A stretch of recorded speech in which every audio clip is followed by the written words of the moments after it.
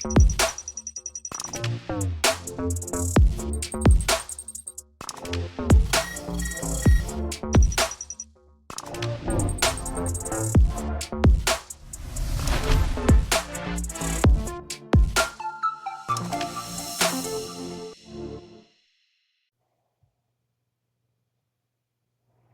Partial Breakaway Podcast with your hosts Nick and Junior and producer Vince, bringing you elite fantasy hockey information to help you win your fantasy leagues and win at life.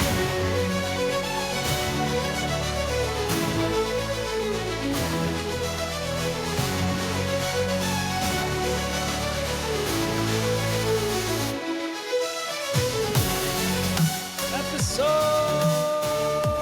77. Pierre Turgeon episode. Pierre Turgeon. Or Ray Borg. Paul Coffey. Ray Borg. Ray Borg. Pierre Turgeon. Kirby Doc. Really? Like, why did you have to ruin the episode? No, I'm kidding. Love Kirby. Love Kirby. I own him in fantasy. Let's just hope we don't get injured now that we mentioned his name. Yeah, or you don't get logged off. I don't know what you're talking about, Vince. Exactly. Welcome, everybody, to the Partial Breakaway Fantasy Hockey Podcast. My name is Junior. There's Vince in the middle of your screen and Nick to the right of your screen. We're going to pretend like that's accurate. Doing this remote this week. Hope you're all doing well. We have another jam-packed episode. Nick, why don't you let us know what it's all about today? Well, so I'm just going to let you know that Alexander the Great conquered the known world in 323 BC. But that's not what we're going to talk about today. This episode is not about Alexander the Great from back then. This episode is about another Alexander the Great Eight, who today, April 6th, 2025, broke the career scoring record set by Wayne Gretzky, the great one himself. So there's a lot of greats in here. The episode will speak to greatness and touch on many other hot fantasy topics. Let the show begin. Great introduction, Nick. And just for the record, Alex the Great, he was not Greek, right? He was Macedonian. He was He was of the Greek people. Macedonia was a province. All right, let's get right into it with our odd man rush here. Can't believe you went there. I thought Vince would have done it, to be honest. All right, this week on the Odd Man Rush, we got plenty of topics. So much has happened. So many people are trending. So let's start with the first 30-goal scorer, and I can't tell you how long for a defenseman. Cale Makar hits 30 goals. Is it possible that we don't speak of him enough? I mean, we should be talking about this guy as potentially the best defenseman ever to play this game by the time he's done. Why aren't we? Nick, let's start with you. Well, we were kind of joking around, but some people were saying, depending on your league format, Cale Makar might actually be more important than some other players. I think he has as many points as McDavid this year. Yeah, well, now he's exceeded him with I think after yesterday's. Okay, but either way, just saying that for a defenseman is absolutely phenomenal. So you're taking, especially on leagues that have you're drafting very deep in defense, and you can't find offensive defensemen. One Cale Makar might be worth more than one of these superstar centers, right? So it's an interesting maybe debate. Love McDavid, don't get me wrong, guys, but I'm just saying, if you're looking at value above replacement, Makar this year, he wins. True that. Vince, you want to add something there? Listen, last defenseman to hit 30 goals was in 2006, 2007, or 2007, 2008, which was 2008, 2009, which was Mike Green, who did it in 68 games played. I don't think enough people are talking about Makar as a Hart Trophy candidate or even winner this year. I mean, if the guy hits 100 points, which he's very close to hitting, he's at 91 points right now. If he hits 100 points, got 30 goals, I don't know how we avoid giving him the Hart Trophy. I mean, something, it's something Well, that's not done every day. That's for sure. Like, yeah, he's won the uh, Hart Trophy on my fantasy team. That's for sure. yeah. So I It's mean, I saw a tweet that said McKinnon can't win the Hart because he plays with Makar, and Makar can't win the Norris because he plays with McKinnon. It's just Well, it's guys, just he won. stupid at this He point. won the Norris, right? Like we all no, know, but he won the Norris this year. Yeah, but he's gonna win the Norris no, again. this year Yeah, he's gonna win the Norris.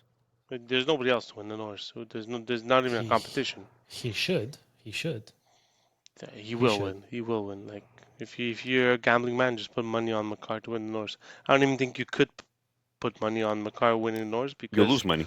yeah. Just like you can't put money on Hellebuck winning The the Vesna is Vesna it's because already you know he's done. winning it. It's done.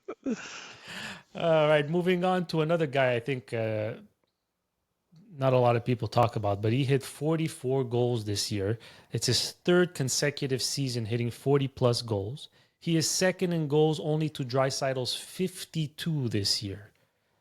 His name is Willie Styles, William Nylander of the Toronto Maple Leafs. Vince, The Swedish why doesn't he meatball. get his flowers? Why doesn't this guy ever get the flowers he deserves? He does not get the flowers he deserves because he's got Austin Matthews on his team and Mitch Marner. So he's got a guy who scored almost 70 goals last year, so that's why he didn't get his flowers last year. And this year, he's got a guy in Marner who is a UFA and is having a career year. So the poor guy just can't catch a break of having a season where the other two uh, aren't headlining the team for different reasons. So, but I mean, I think in like if you look down the line in 3 years from now, I think he might have the nicest contract for the amount of points he puts up, whether it's in the dynasty league that you go, because he's just like I would have never known he had 44 goals. I would have never known. It was done so quietly. It seems like, and like I said, because of the whole hoopla with Marner, it's like under the bridge. His season is going under the bridge. All Marner contract, the Matthews injuries, and no one's talking about Nylander, which I find is just sad because like especially in the playoffs, he's proven to show up more than the other two have. So uh, I'm not surprised that it's not getting talked about just because of the headlines that Toronto has.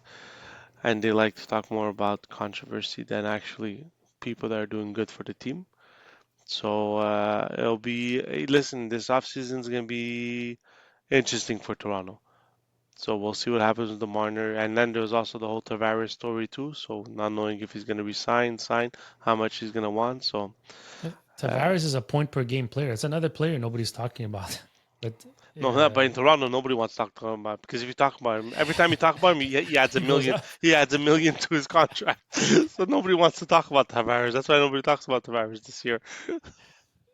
Nick, do you want to add something to Willie Styles here? Or? No, I mean I own him. I own him in my LPHL league. Absolute stud. Can't be happier with him. But like you said, there's so many other studs in Toronto that it's hard to keep up with which superstar is doing what lately on that team. So they have an embarrassment of riches, and it's embarrassing that they haven't passed the first round more than once. Wow, I like that. Now look at that All cheap right, shot he moving threw. on to another Canadian team, the Montreal Canadiens, who have Nick Suzuki became the first player to hit 80 points since Alex Kovalev did. Does he have a legitimate case to be a nominee? I'm not saying he deserves to win it, but a nominee for the Hart Trophy.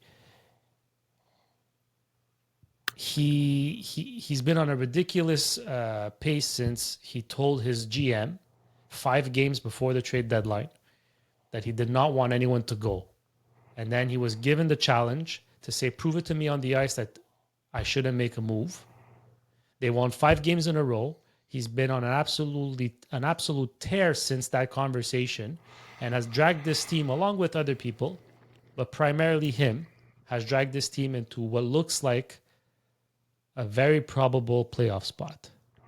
Well, I think Suzuki has definitely shown enough to maybe quiet the speculation that he doesn't deserve to be a number one center. He's had the most points on the Habs since Alex Kovalev. We're talking about that was a while ago, guys. I mean, we've been hockey starved for stars in this market for so long. We just spoke about Toronto, who has 5 guys going for 100 points, and we're getting one guy near 80, and we're drooling over him. Yeah. But there's a couple of reasons why the Habs have been doing really, really well this year. So I don't know if the heart is probable. Um, is he the most valuable player on the Habs? Even that's up for discussion, right? Because Lane Hudson is absolutely killing it. And I don't know if you saw that goal against Philadelphia yesterday, where he took it end to end and just somehow sniped it top corner from a really bad angle. Like, it's hard. It's hard to say that he is the Hart Trophy winner, even if it was just the Habs that we're talking about. So no, I don't think Hart Trophy, but can he put the rest the number one center discussion? I think he could. Um, this is the only other team that hasn't had an 80-point scorer is the Detroit Red Wings, which is Listener Rook's team, and they haven't had one since Zetterberg. But I think this year Lucas Raymond is about to hit 80 points. He's like He's 5 4 points points away. away. Yeah, 4 points Yeah, away. That's it. So he's at 75 points right now in 76 games. That's it. 5 points away, and he still has about 7 games left. So it's even that's going to go away, right? But look, you can't say enough. I think it was I think we spoke about it a little bit off air. It's probably the best gift that Bergevin left us right before he got fired. So Don't go there. Don't go there. Don't go there. Don't go there. Everybody knows that Bergeron did not want Nick Suzuki and he wanted Cody Glass, and it was the Vegas GM who says, "No, I'll give you Nick Suzuki instead of Cody." Don't give props to Bergeron, who hasn't become a GM since he left Montreal. I wonder why. But stop with the Bergeron well, thing. it's his guns. They're getting in the way. No, yeah, exactly.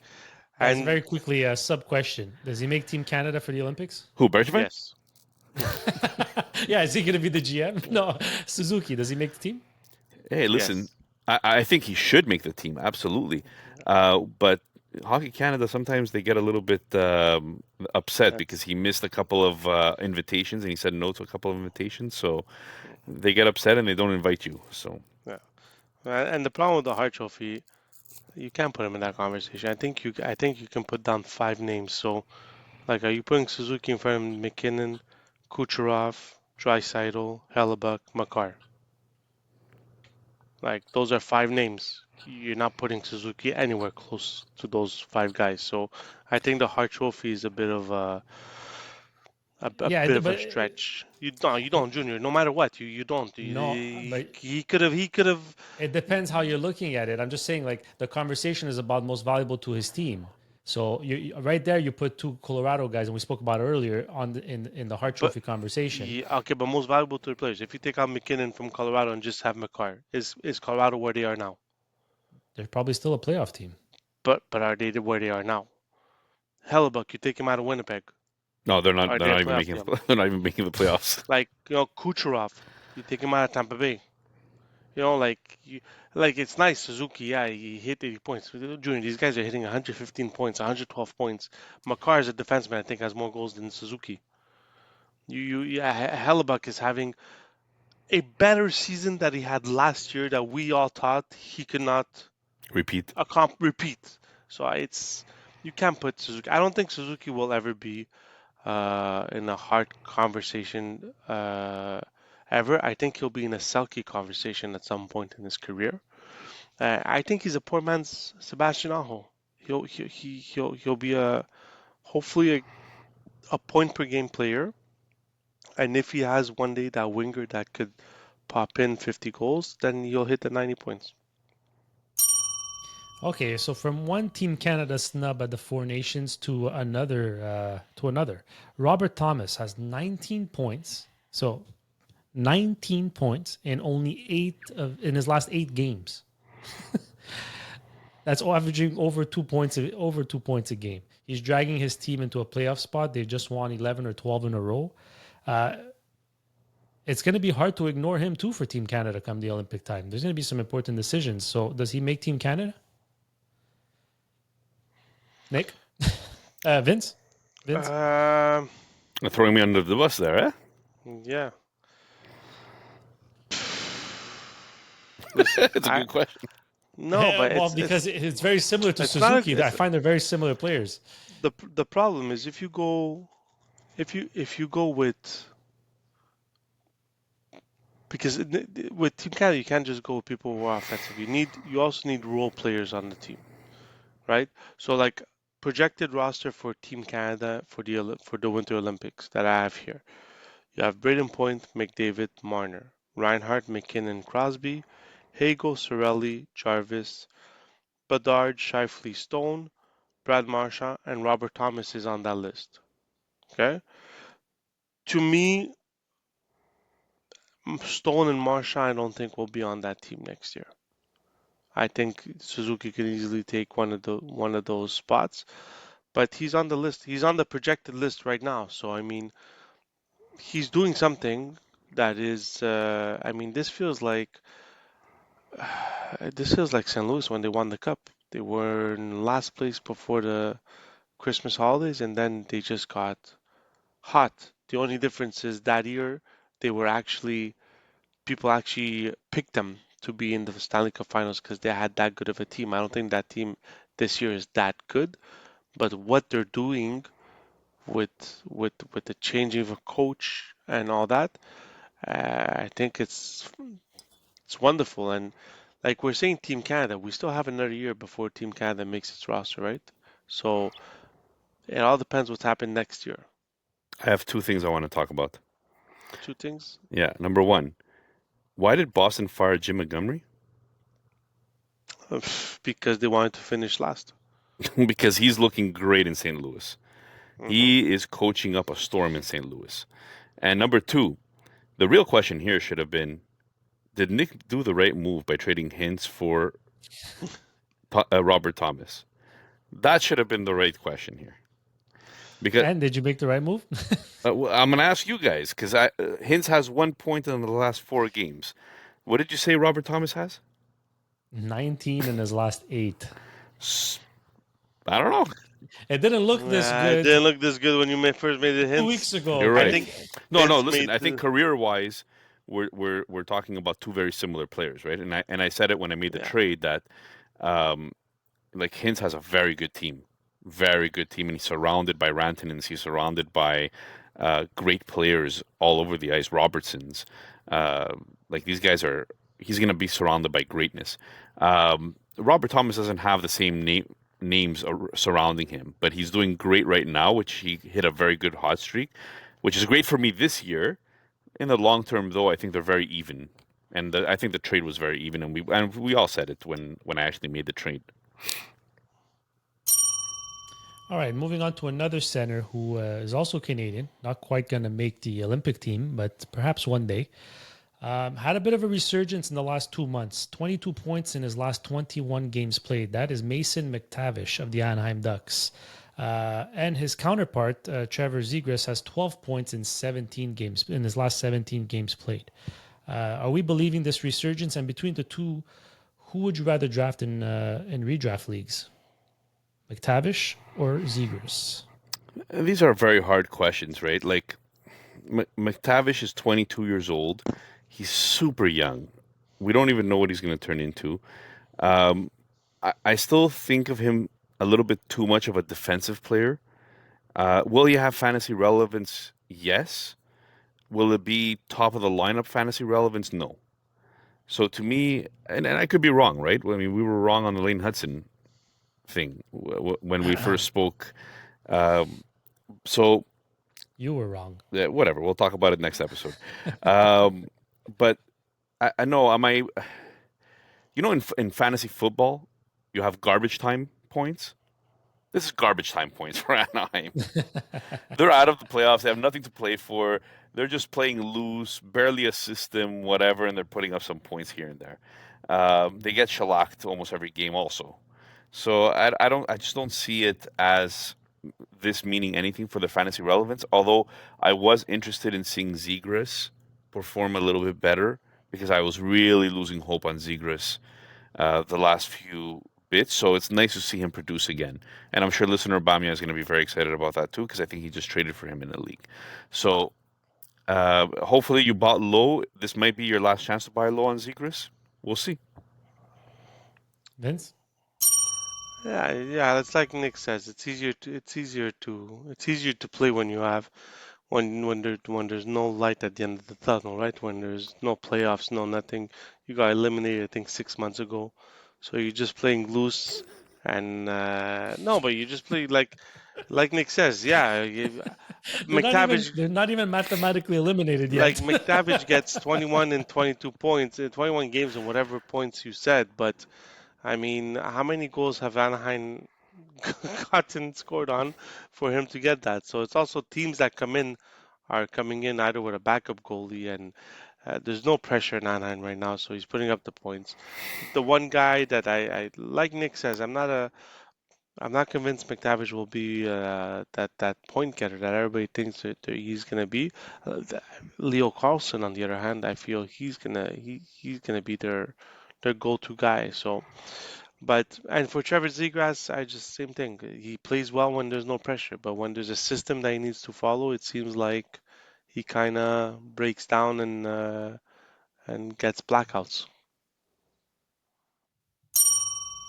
All right, Vince, staying with you here very quickly. Someone I had lost hope completely on. Kuzmenko, 7 points in his last 4 games with the LA Kings. Yeah, right, with the LA Kings, right? Mm. Are we believing in the resurgence? No, Or is he's a streaky player. He'll 1 week he'll give you 10, 15 points in 1 week, and then for the next 4 months he's gonna give you 3 points. He's a streaky player. He's playing on a team that has more. I wouldn't say the best offensive players, but more offensively minded players than Calgary did, which is helping. But he's also still playing in a restricted system. So, but I mean, he's a streaky player. He's the one guy that when you're in the finals of your fantasy head to head, you're hoping that that week he's gonna turn into Gretzky and give you 15 points that week. excellent. Nick, speaking of resurgence, this team is officially back from the dead. After having lost 10 straight, Boston finally gets a win with the help of Pasternak's hat trick.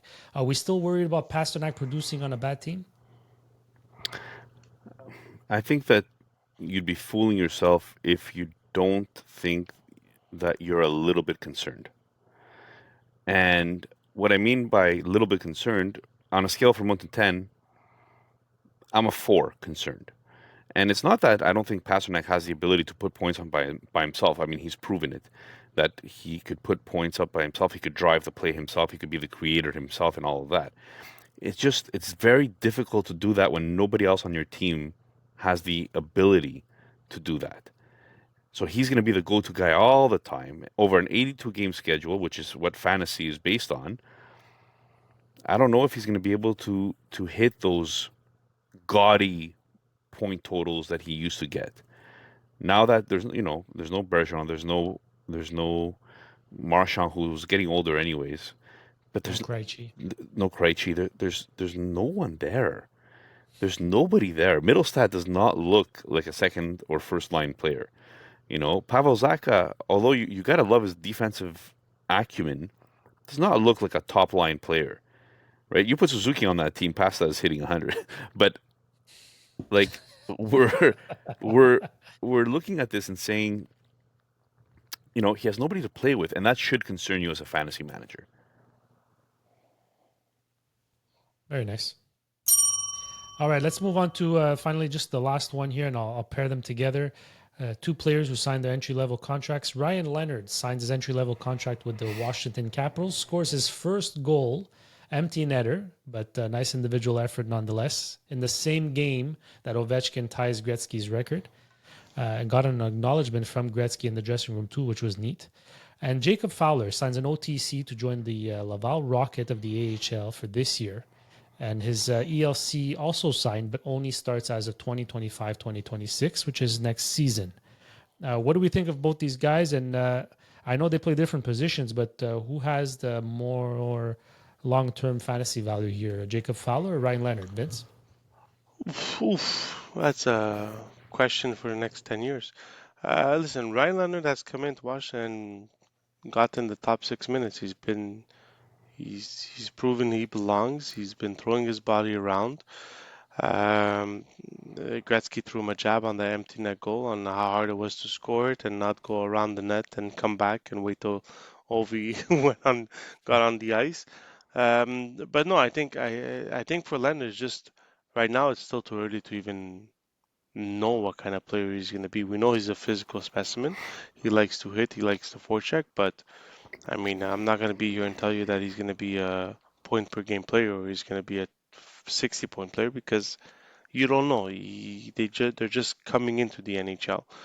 And as for Fowler, it's the same argument can happen.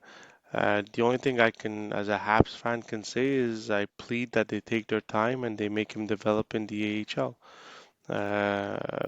We don't need to rush him right now. We have, for the first time in a while, we have a very good 1-2 tandem, a good backup that could actually win games, which is weird because Primo is on fire in the AHL. Like his stats in the AHL is his save percentage. I think is at .928 or something.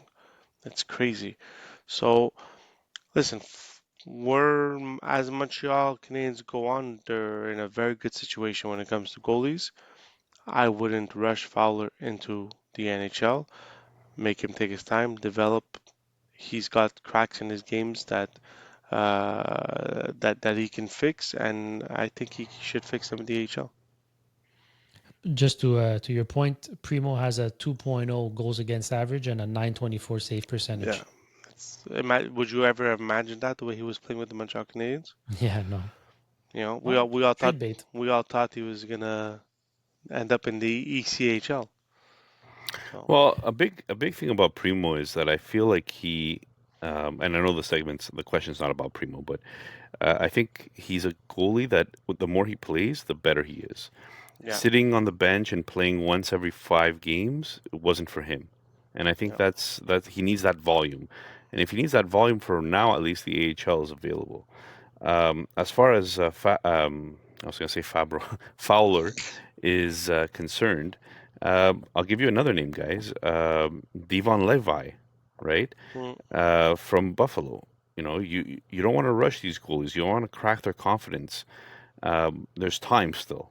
You don't need Fowler this year. Although I thought that it would have been a cool story if he comes in as a 19, 20-year-old rookie and steals the spotlight in the playoffs and passes you in the first round like Patrick Roy styles. I don't think that's the prudent way of going about business in Montreal. Um, Fowler is going to be good for a long time, but let's keep him in the AHL for a couple of years and develop. Um, in regards to Leonard, what a fun player to watch. I don't know if you guys watched that Washington game. I was watching it more for the Ovechkin stuff, but let's be serious. Leonard looked like he belonged. As I was watching, I'm saying like this guy is moving really well. Who is that out there, And he's making crisp passes. He's throwing his weight around a little bit. You would have been shocked that to say this is his first NHL game. So quite something to have Leonard in the NHL. I think he's going to be a great player for a very long time. He really looks like he belongs. Yeah. That's the one thing I noticed, which is great. Guys, thank you very much. That was a great odd man rush. The Great Eight. Moving on. Well, you know what? It's a great segue because from Ryan Leonard, we will go to Ovechkin, right, Nick? Throw me a let me talk to you. Oh, baby. This is our Let Me Talk to You segment. Let me talk to you. Yeah. All right, guys. We spoke about it in the introduction. We spoke about it a little bit in the Odd Man Rush. But Alexander Ovechkin hits 895. This is absolutely spectacular. This is an achievement. He even did a dive celebration. Love it. They interrupted the game to do a center ice ceremony in the middle of the game. And you know what? Well deserved as well, because let's be honest, nobody watches Islanders hockey if it wasn't for this. So, Ouch. I'm all jokes aside, obviously, I love my Islanders fans that tune into this episode. Head to head, guys, if we're talking about one of the biggest rivalries for the last, is it even a decade now, or is it 2 decades? Since 07, 08. 07, 08. Like we're hitting almost 2 decades here. Like, and it was always been Ovechkin and Crosby. And this year, Crosby beat Wayne Gretzky's consecutive point per game seasons. He has 20 consecutive 82 or point per game season compared to Gretzky's 19 point per game seasons. Ovechkin just beats Gretzky's goal scoring career mark. So obviously, let's not forget that Wayne Gretzky, the great one, the greatest of all time, also had to be split in fantasy hockey as Wayne Gretzky goals and Wayne Gretzky assists in order to properly administer a hockey league, or else you would just lose. Whoever drafts first wins Gretzky, and that's it. The season's over, right? I want to ask you guys here. So, who is more important to own if you were drafting today? It's both of their rookie seasons. Crosby, Ovechkin. You're starting a dynasty league. Who do you draft between Crosby and Ovechkin? Vince. It all depends. It all depends the rules of your fantasy league or your dynasty league. Usually, most dynasty leagues give more points for goals than assists. Some of them, so some of them give face-off wins. Some of them give hits. Some of them give shots.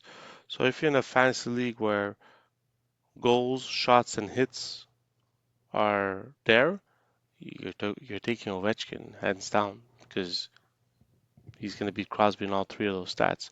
But if you're taking more into plus minus, face-offs, assists, and goals are at the same level, and overall points, then Crosby comes into the conversation. So it all depends. In every league I've been, scoring was always more important than anything else. And to me, that's why, even though Crosby hits 100 points, Ovechkin hit 50 goals every year almost. So it matches up to his, So I think I think I would go with Ovechkin. Actually, at the beginning, I think I would go with Crosby because I wouldn't think Ovechkin could sustain a 20-year career like he has the way he used to play. I mean, when he threw his body around when he was younger, everybody thought this guy's he's gonna be done after 10 years because I thought that. he can't sustain it, right? And he Yeah. changed his game, and by changing his game, he made it to it. But after seeing their stats, I would definitely would have to go with Ovechkin over Crosby in fantasy. Junior? So just to correct, we said 07, 08, but it was from 05, 06. So it makes it exactly 20 years, 20 seasons that they're in the league. Yeah, likewise, like Vince. I mean, at the end of the day, injuries, like you said, it's a skill to stay healthy, and that's something Ovechkin always had over Crosby. I would have. I mean, I traded for Crosby this year, even at 37 years old. I wish I would have done it when he was younger, but he was just as valuable to me now as he could have been back then. So, and the same thing can be said about Ovechkin, if not more so right now this year. So yeah, for me, it was more, I always wanted Crosby, but when you sit down and you reflect and you realize how important goals are in most leagues these days, You tell yourself, this guy, not only is he playing 79 to 82 games a year, but he's scoring between 40 and 50 goals a year. And he's still managing to come close to point per game. It's hard not to go with Ovechkin. And you want, like Vince said, you want to start including shots on goal and all that stuff. Yeah, maybe that cancels out with face-offs or whatnot. But at the end of the day, in terms of fantasy, I think I'm going with Ovechkin. If you're asking me who do I want to build my NHL team around, I would go Crosby. Guys, But they're two very different people and very different players that it was just beautiful to admire this rivalry throughout the years. we should be considering ourselves blessed for actually witnessing this, right, in our lifetime, because it was a great rivalry. It was a great head to head, but also just sheer like they took over for the Gretzkys and the Messies and all those other names before them, right? The Datsuks, like they held the torch and they grabbed it and they ran with it. It was the That new that era of hockey. that $11 billion contract that the NHL just signed on their TV rights, it's on the it's 7.7 billion. it's on the backs of Crosby and Ovi. When they came into the league, man, the league wasn't in a good state. I mean, That's true. they came in and they were both young. Crosby was 18, Ovi I think was 19 maybe or 20. He was I think 2 years older. They came in and it like you can't even compare it to like Bedard coming in because yeah, Bedard had the season he did, but Ovi and Crosby's first seasons were off the charts. Like it Well, was let me throw you some stats before moving on to the next rivalries, right? So head to head, Crosby had 31 goals, 61 assists during the regular season whenever Pittsburgh was playing against Washington. And Ovechkin had 37 goals, only 30 assists. So quite a few points difference there, but Ovi still had more goals. But in the playoffs, Crosby had 13 goals, 17 assists. Ovi 15 and 18. So Ovi was better than him in the playoffs. mm, So it's just interesting, right? Another thing that was interesting as a stat was the fact that do you guys know that April 6th, 2025 is when he broke the record for most goals with 895 goals. April 6th back in the day was when Washington won the lottery to be able to draft Ovechkin first overall. So it just everything came full circle all over again. So it's nice to see that. yeah. Talking about recent lotteries, what do you guys think about the next rivalry? Do we think Bedard Celebrini is going to be the next rivalry or Connor McKenna? I Like, don't know. Crosby and Ovechkin literally transcended the game. Like they completely changed what the NHL was perceived as. yeah, And like they changed how it was played. Like I can't see anybody right now other than McDavid, but like I don't see McDavid as having a rival that you say, you know what, every time they play, it's must watch TV. Like Crosby and Ovechkin exchanged hat tricks in the playoffs. Like they were in the same division. Like they hated each other. They hated their teams. But they hated each other obviously with a mutual respect at the end of the day. And I don't see any of that right now. Right now, the attention is all about skill and speed.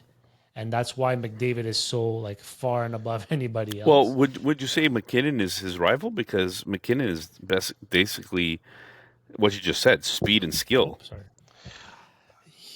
and maybe L- even more points if you look over a 5 year span. Yeah, if you look over a 5 year span, but McDavid's had 100 points in like 8 seasons, compared to McKinnon's three. The problem is when McDavid gets 100 points, it's an off year for him. When McKinnon gets 115 points, that's what you expect. But McDavid, he gets 100 points, it's an off season. I think Ovi and Crosby also came into an NHL where they had aging superstars. So they didn't have any young people to take over for like the Lemieux, the elite players that carried the game before that.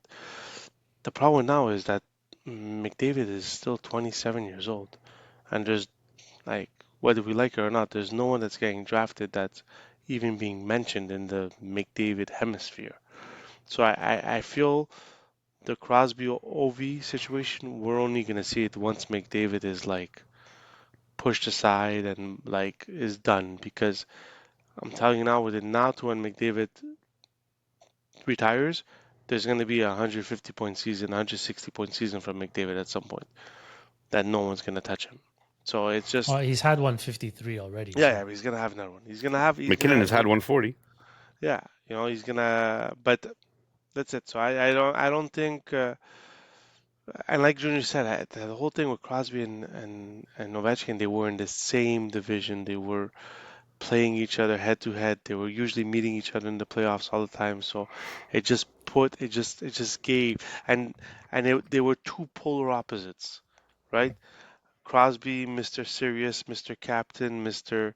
You know, and then you have Ovi, who's like, oh, I'm just here for fun. I'm just lucky to play hockey and just want to score goals. Like it was completely two polar opposites, but that blended so well together for the game. And another important reason it was so attracting, so attractive to the audience was the Canada versus Russia. Mm. It wasn't just two. It was a Canadian and a Russian, and we know how far back the rivalry of Canada and Russia goes as well. So it brought every generation in. So that was an added element. But in terms of today, I think McKinnon does become the closest. Maybe Draisaitl too, but they play together. So like how do you create that rivalry within? So I'm curious to see if maybe McKenna and Bedard could have some kind of a rivalry, depending on where McKenna gets drafted next year. But let's see, who's in Chicago's division that could possibly suck next year and get McKenna? It's tough, man. It's tough. not easy. It's not easy. You have to have two teams. First of all, Washington and Pittsburgh, like the NHL really promoted that rivalry, right? The NHL at the beginning really promoted the rivalry to try to get things going and try to get interest in the NHL again. They marketed both players. They marketed that very well, exactly. Whereas now you're not really seeing a McKenna like Celebrini versus Demidov, or you know what I mean? Like maybe Demidov and Michkov is going to become something because it's all about Habs fans shitting on each other all the time, Philadelphia fans and Habs fans all the time. But no, there's just not that. You need that hatred. You need that hatred somewhere. So I just don't see it right now. I'm just trying to look at something. You can go, Junior. I'm just trying to look at something. Yeah. Maybe if McKinnon and McDavid face each other more often in the playoffs. Yeah, that's it. They haven't had that exchange. Like I know Edmonton and LA has a rivalry, but who in LA is that guy? That you would say he's McDavid's rival. There isn't. So it's very, like you said, it's very difficult to have what we call a rivalry, even though in most cases there's a respect factor there, but it's very hard to have that with no actual head-to-head matchups within the same caliber or playoffs. I mean, anytime you have a head-to-head in the playoffs, that especially goes 7 games, there's a bit of controversy here and there. I mean, that's what creates the buzz. That's what creates the animosity. That's what creates the attention that everyone starves. So, guys, 895 though. 895 goals for Ovechkin. Let me ask you guys, actually, that's something. I wouldn't have minded had he scored the empty net to beat the record, because it would have completed his hat trick. I mean, he chose not to, which is fine. In the end, that guy, he still scored about 8 empty net goals this year. So he did score them to help him get to this point. I was just like, if he's going to complete the hat trick, I don't mind it. The one thing that held me back was when you're going to see his video of the clinching goal of the beating Gretzky's record. Do you really want to see a video of him scoring in an empty net, right? So that's the only thing that held me back from saying he should score an empty net, but I wouldn't have minded it. And he never scored on Sorokin before. This was the first goal against Sorokin ever for Ovechkin. So maybe he just wanted to pop that cherry. What a snipe! Yeah, I just think. Listen, I think he knew he had the odds in his favor. He had 6 games left, and he needed 1 goal. He knew he had the odds, and at the end of the day, the closer it got to the end of the season, he would have taken that. And he said it. He goes, if it was the last game of the season, I would have taken the empty net goal, but I knew I had time. So And like you said, celebration, the whole. He was at home too, right? To score the empty net, he would have gotten it at home in Washington, whereas now he got it in Long Island. But I mean, like, I can guarantee you, the owner of the Long Island Islanders is very happy that he waited. He waited for that because those price tickets for today's game were ridiculous. Someone said, I forget who, I think it was Pete Blackburn. He goes, when we thought it was almost impossible to have millions of people tune in to watch the Islanders, here we are, millions of people watching the Islanders. Oh man! So guys, that does it, I think, for this episode. Is there anything? Actually, no. Wait, we wanna talk about something else, Vince. Right?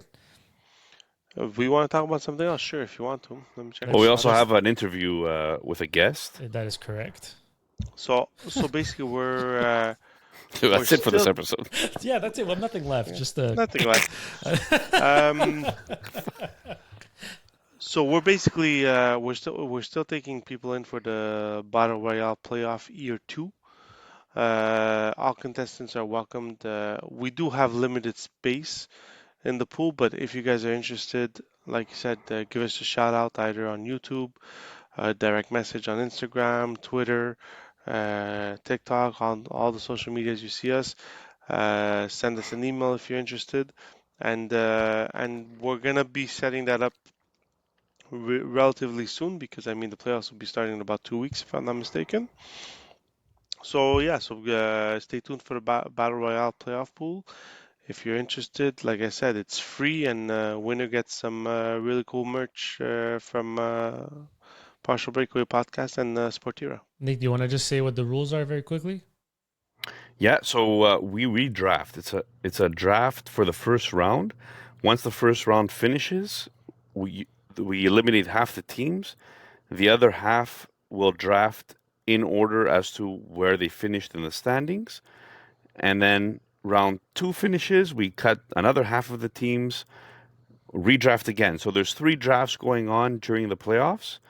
The last draft will encompass the semifinals and the finals together because we're not going to have a fourth draft just for 2 teams that are remaining. And that's it. Most points wins. The points, I believe we kept it very simple.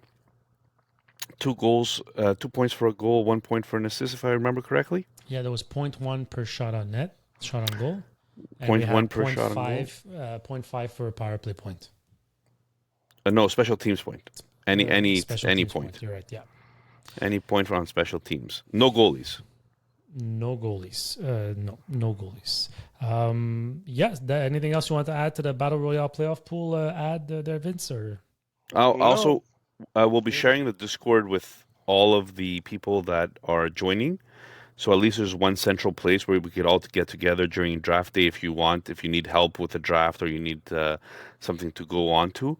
We'll post on the Discord as well all the rules. And Partial Breakaway Fantasy Hockey Podcast has redemption to do. The 3 of us were eliminated in round 1 last year because I couldn't get a lousy 2 shots on goal by Rupe Hintz in the game 7. Anyways, That's why I traded him. So yeah, that does it. So we're gonna go straight into our interview with Michael Bull Valmora. All right, boys, it's time for our guest. This week we have. Are we ready for this? He is an alum of Me I Go to Laurier. He was once known as Bo Blinds, but now goes as Mr. BoDeco. Without further ado, let's welcome Michael Bull Valmora. What's up, guys? Jesus, what an introduction. Beautiful, beautiful. What's up, Bo? What's happening? Welcome to the Partial Breakaway Fantasy Hockey Podcast. Are you Thanks ready for for having some hard-hitting questions? Excuse me? Are you ready for some hard-hitting questions? Yes, sir. All right, let's get started right away. So tell us a little bit about your fantasy hockey experience. How long have you been doing it, and did you win anything this year? I believe it's 13, 14 years of fantasy I've been doing. Wow. Yeah, but every year it's getting worse. Wait, did you start listening to this podcast? Is that why? Not my team getting worse, but I find a lot of people are getting distracted with other things. People care less. Everyone's trying to find other things to do for fantasy hockey, or I don't know. Before it was like we had one fantasy league, everyone was focused on that league, and everyone was like committed 100%. But did I win anything this year? I finished third in the season, and I third or fourth in the playoffs. So I basically won nothing. Well, look, it's better than at least 1/3 of our show, right? Well, it's definitely better than Vince. Where did you finish again?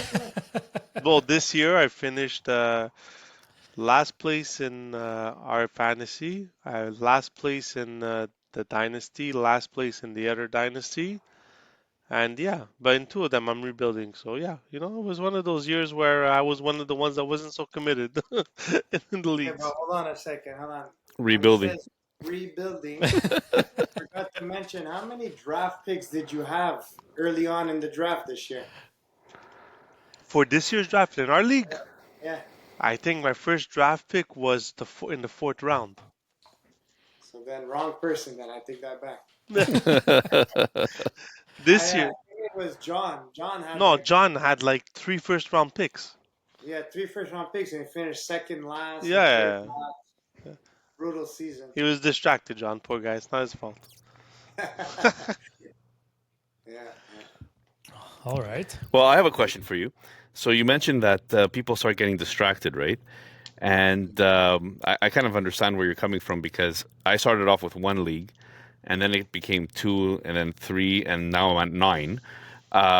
So it's very and I have kids, so barely any time to actually sit on the can.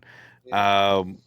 But one thing that I tend to do often in my leagues is I tend to like focus on one player and just draft that player over and over if I can. Yeah. Is there somebody that you like that you try to grab in your leagues, whether it's through draft or whether it's through like a dynasty or a redraft league, trade Well, for? my go-to guy is obviously Nate McKinnon. I think year in and year out, he's there no matter what. Points, healthy. He goes on the runs. He's a star for sure. But I think when I draft, I look at up and coming stars. Who are they playing with? I always look at off nights. Who has like say Anaheim Ducks always have the most off nights for when they play. So those are good players to have during fantasy. Both on Center a technical wings, term have and a player with two positions. Yeah, What else? multiple eligibility. Yeah, exactly. I think also like this year I grabbed Lane Hudson in the 7th round. That's Wow. insane. It's crazy In value. the 7th round, so I like to take a bit of a what's the word I'm looking for? Risk, gamble. Yeah, I like to take risk on certain players. I like to reach Mm. for a lot of players that have potential, So at least Well- I have them rather than people picking them up during the week, Yeah. So I think that it helps me every year for sure. That was a successful reach, I would say. Hands down. All right, well, Bull, since we're talking about Lane Hudson, what a transition that was. Okay, so Bull, you're a Habs fan, but you're also, we'll say, a Russian lover of hockey players. Love Russian. There we go. So, Russian hockey players. obviously, you, Please you, you emphasize only have one the love, hockey Bull, and that's your players. wife. That's all we're gonna do. Yeah. The Calder race. What is like? Did you find this Calder race more exciting than years past? Do you think Lane Hudson is ultimately the guy who's gonna win? Do you think any of the other guys that are in the conversation, we'll say like Wolf, Mitchkov, Celebrini, do they have a chance? Or At this race? Well, look, it's funny that you say that because I actually drafted Dustin Wolf and Late Hudson. You did, shoot. So, look, Michkov, I don't see him winning, obviously, because he did well, but under Tortorella, he was a bit capped. And now you see him a bit having that Russian flair, letting him break free. Dustin Wolf, yes, he's in the conversation. He's helped Calgary trying to fight for a playoff spot, but Celebrini, he has a bit of that flair too. He did well this year for his first year, but San Jose are nowhere near being a good team, and he didn't bring them there. So it comes down to Lane Hudson, I think, help carry the Habs with Suzuki, Caulfield, to where they are today, fighting for a playoff spot. And what does he have? 50 assists, if I'm not mistaken. 50 More assists 50. plus. I think he's at with today's assist. I think it might be a 54, 56. Yeah, 56. and I think I wouldn't say he's Quinn Hughes, but he could potentially be a nice Quinn Hughes for the Habs. Yeah, yeah. And Michkov, I agree. Michkov, I would have liked to see Michkov under a better coach and see what he could have really came out to see. And Celebrini, like we said, Celebrini is the youngest one of all four guys, right? Yeah, and plus Even San Jose. yeah, exactly. The players he was playing with are either his age or even So I, I listen. I think we're all in the same boat over here that we do think Hudson's going to win the Calder, especially if Montreal makes the playoffs. Because I mean, I there's no think even other. without making the playoffs, every time Yeah. he touches the puck, Top these five are in defensive scoring. Sorry to Mm, interrupt. yeah, exactly, top five and defensive score. So like every time he touches the puck, you see like. While I was watching with a buddy of mine, everyone like you look, you're more enticed of watching it. You're standing up. Oh, what's he gonna do next? So we haven't had someone really like that, especially on the back end since Subban. yeah. You know, I was about to say that. Just he looks like he's a bit more. He has a bit more flair and talent than Subban did. yeah. Too bad he's not Russian. Yeah. Well, speaking of Russian, Ovechkin just broke Gretzky's record for the most goals scored in his career with 895 or 896? 895? 895. 895. 895. And he's done it in the exact same number of games that Gretzky hit 894. So, being a Russian lover of hockey players, what's your thoughts on Ovechkin, and what does the Crosby and Ovechkin rivalry mean to you? Well, how do I say this? Ovechkin, when he came into the league, right, scoring goals on his back, rolling over players, scoring top corner. I think the difference with Ovechkin and Crosby is an overall great player. There's no defaults about Sidney Crosby. He's won 3 Stanley Cups, um, gold for Canada multiple times. Ovechkin has won 1 Stanley Cup, and he's a pure goal scorer, right? So I think Crosby is more of a role model for kids, but yet also Ovechkin, because he has that. You look at him; he's always laughing, having fun. He's not serious. He brings a different aspect to the game. So I like both, but I'll take Ovechkin over Crosby in my team personally. And in fantasy hockey, Fantasy would have to be not Sidney. necessarily now, but like knowing what you know. But No, Sidney Crosby for sure. Only because in our league we have face-offs, we have okay, plus minus. That's it. It depends the fantasy league you're in. Yeah, it depends on the fantasy league If for your sure. fantasy league is really into goals and shots on goals, then you have to take Ovechkin over Crosby, right? Like that's not even a competition. So it all depends what your fantasy rules are all about. And what's it called? A friend of mine, I messaged him because he hates Ovechkin. Okay? Like hates Ovechkin. And I said, "You see what he did today? He beat Gretzky's record." And he goes, "Yeah, he beat a playmaker's goal record." Haters are always gonna hate. Look, you can't compare the two eras, right? Gretzky played versus stickmen, and Ovechkin played versus golders that are stacked. And yes, I understand he had a better stick, more power. But I just find you can't compare the two goal scorers and what he's doing now. And he also, remember, he came into the league 1 year late, COVID and a lockout, Two and he hurt lockout. his leg this year. Yeah, I think it was a year and a half of lockout he went through. He went Yeah. through he Exactly. went through two lockouts. Yeah, he went to two lockouts. So I mean, Yeah.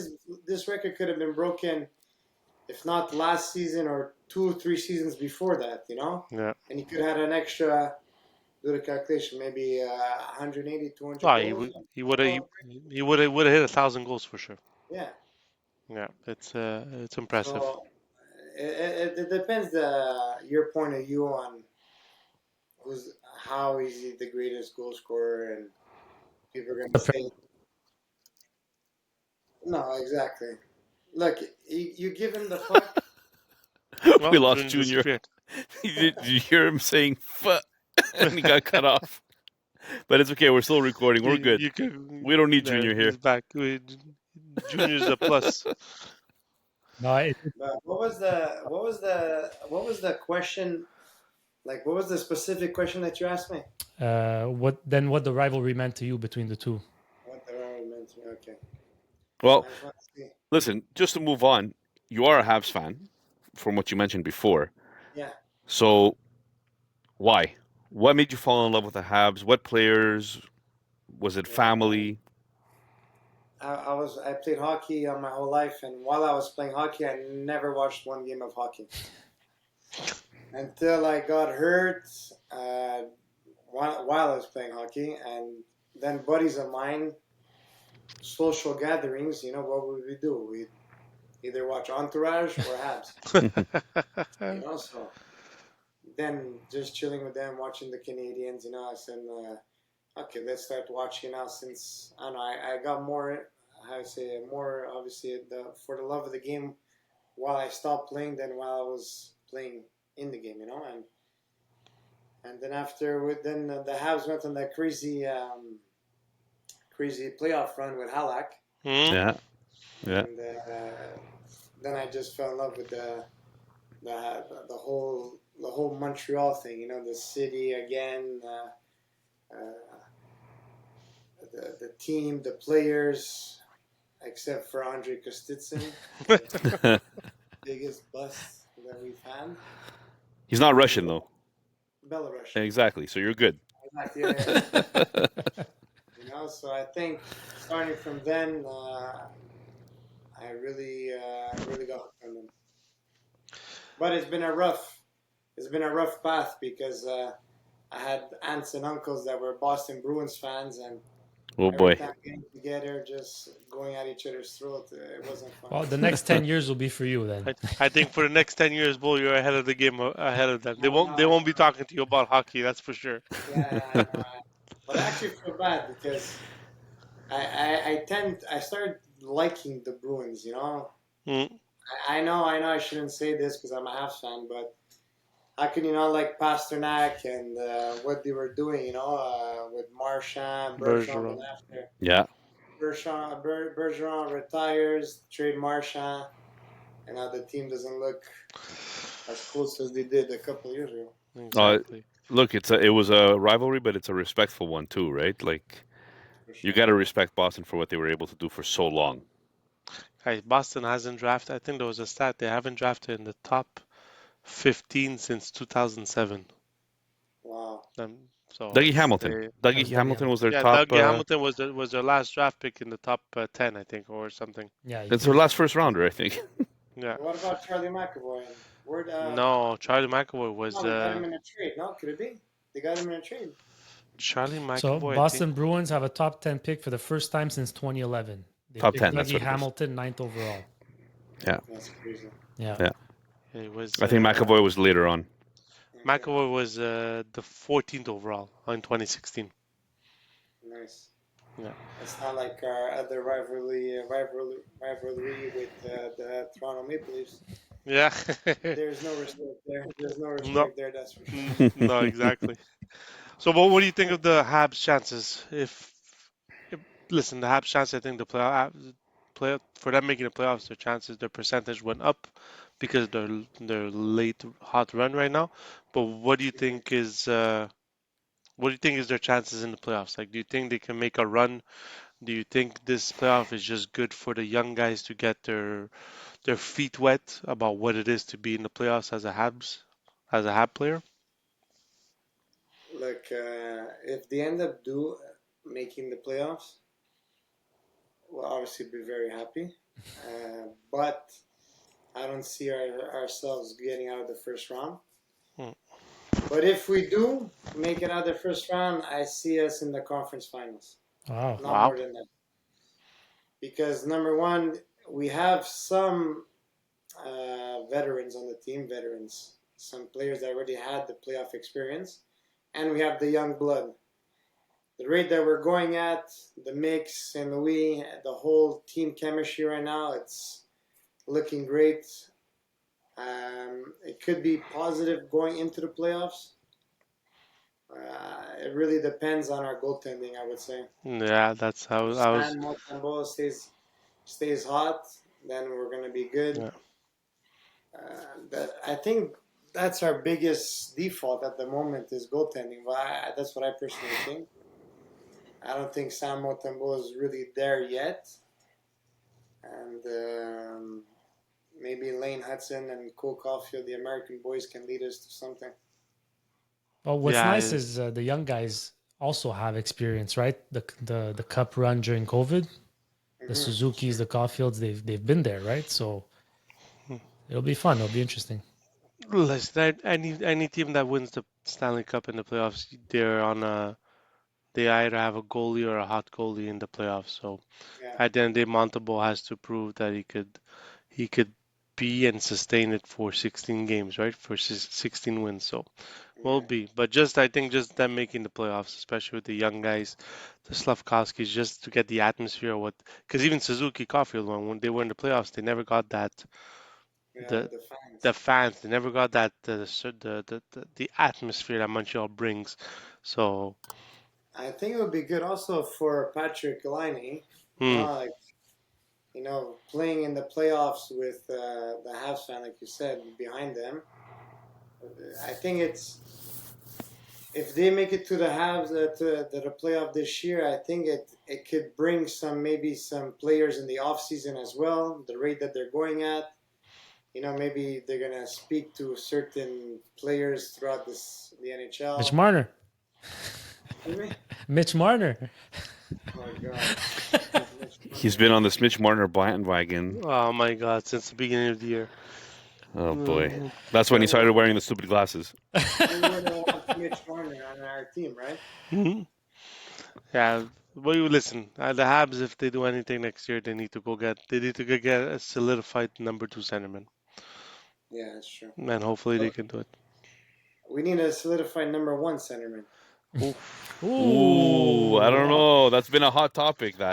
Oh, that's a good Don't tell me topic. Suzuki's a number one center. He's number 6 out of all centers right now in points in the NHL. NHL. Yeah. Okay. Okay, so Whoa. if you take Suzuki, put him on an Avalanche team, the Tampa Bay team, put him on a Penguins team, put him on a Carolina team, where does he go? I think Second I line? think he I think could. Carolina he could fight for first. With our But home, obviously the other guys that you mentioned, have right? You're elite players. nitpicking. Have You're yeah. you're nitpicking on the elite there, right? The Yeah. Edmontons, the Colorados, the whatever. But where would he be? Right in Boston right now. Well, Boston's dead last in the Eastern Conference. Yeah. But even where in I can Washington, nitpick the other way too, right? yeah, in Washington, he could easily be on number one center It's in true. Washington. Look, I'm not saying that he doesn't have the skill. Hmm. He definitely has the skill. I just don't think. Okay, let me rephrase it. I don't think you guys are gonna like this, but I don't think the Habs have a number one line. Hmm.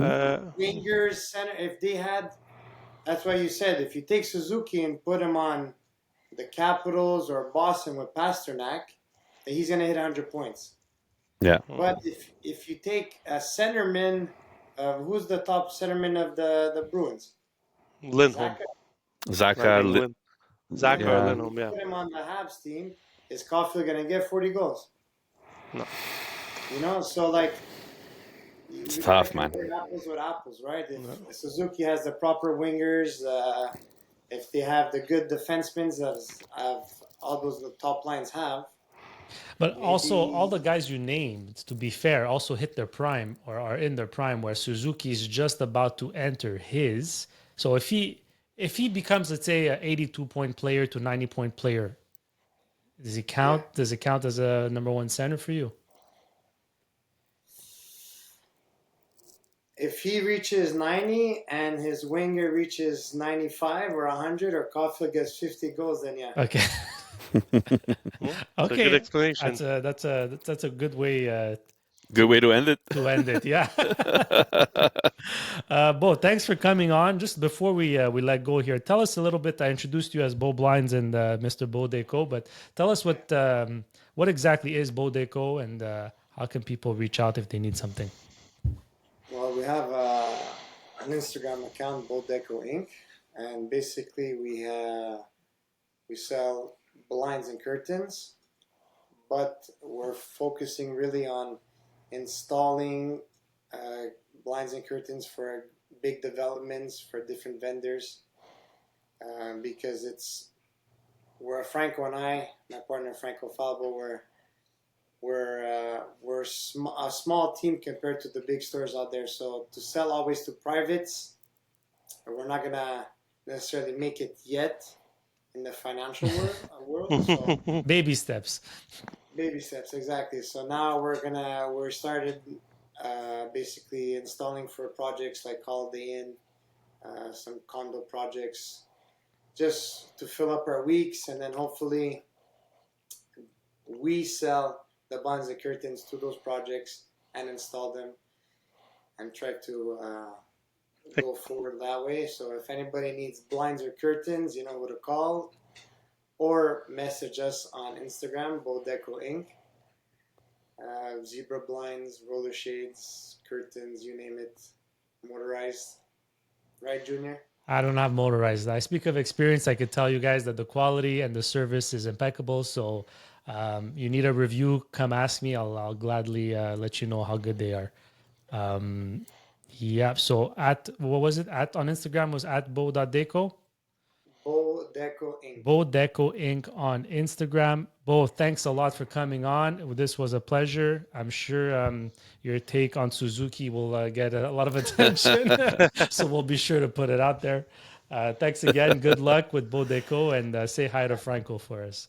Yeah, thanks, man. Thanks, Bo. Appreciate it. Ciao, Bo. Bye, guys. Thanks. Good night. Take care. Watch out.